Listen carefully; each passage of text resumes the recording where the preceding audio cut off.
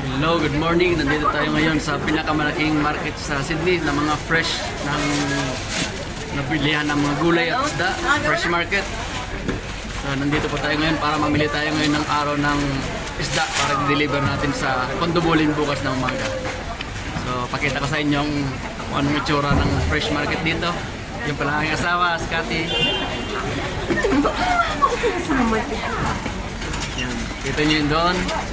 Lawak ng pilihan ng fresh ng mga gulay at isda.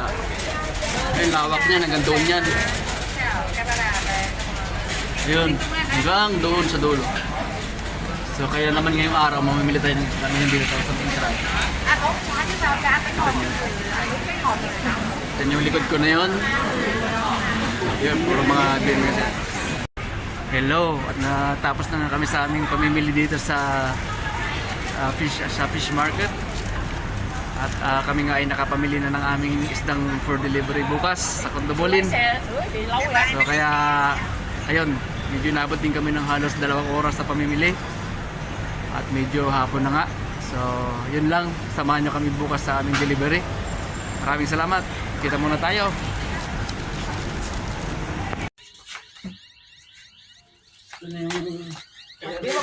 Wag mo na ako isama dyan, Mabere. Kanino to? Kay Joey Han.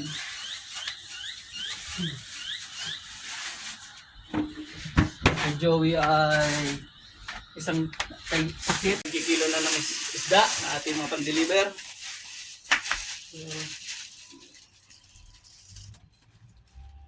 So, 2 kilo. Yes. At tayo magdi-deliver bukas sa Condobulin. Hello mga kasangga. Tayo ngayon ay nag-arrange na ng ating isda dahil bukas na madaling araw deliver tayo sa Condobulin. So ina-arrange na namin yung order ng bawat sa pangalan para pagdating doon isang drapan na para less din yung abala ba sa mga umorder sa atin. So yun lang, maraming salamat at sabahan nyo kami bukas. Hello mga kasangga. Ngayong araw po ay magdi-deliver tayo ng isda sa Condobulin. 7 to 8 hours po ang ating biyahe sa ngayon. Yan po ang aking mga kids. Mag-hi naman kayo dyan mga kiddos. Kaya kasama ko po sila ngayong araw at buong pamilya po namin. Ang aking asawa po nandyan din. Full support. So buong araw po ngayon ay pupunta tayo ng Condobulin para i-drop yung mga orders na isda. Kaya tara, let's go. Samahan nyo kami ngayon. Let's go!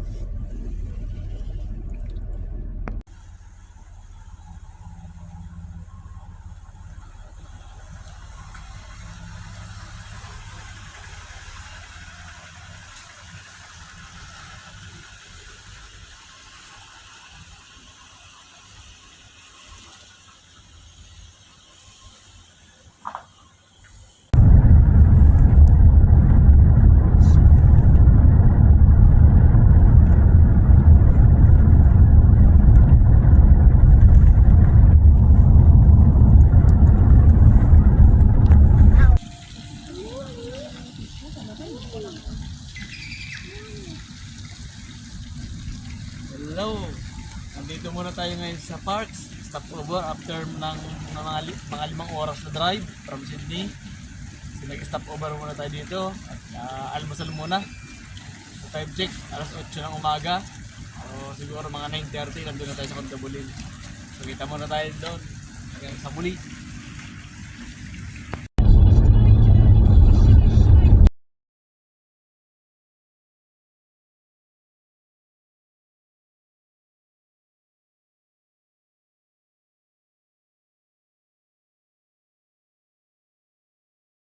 And my little brother are here while my mom and dad are going to rest because they've been driving for a long time.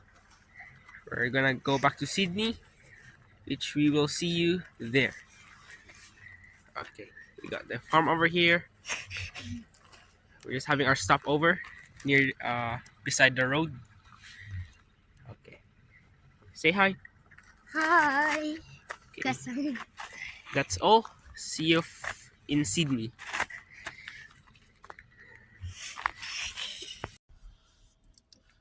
Hello everyone. Kumusta pa kayong lahat ngayon dyan?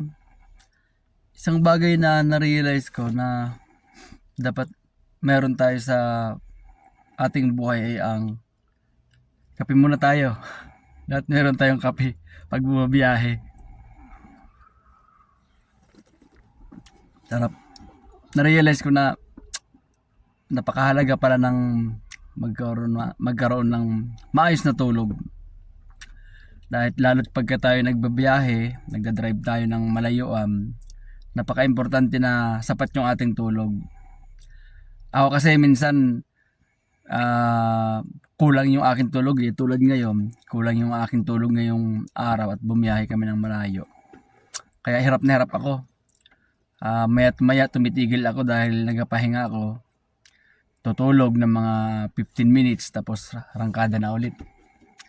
Ganun kahirap. Kaya tips number 1 para sa mga long drive na ginagawa nyo sa inyong buhay, di baling makalimutan nyo ng lahat. Wag lang yung kompletong tulog nyo, wag nyo kalimutang kumpletihon yung tulog nyo, dahil doon tayo mas makakabawi sa ating mga lakas sa ating katawan.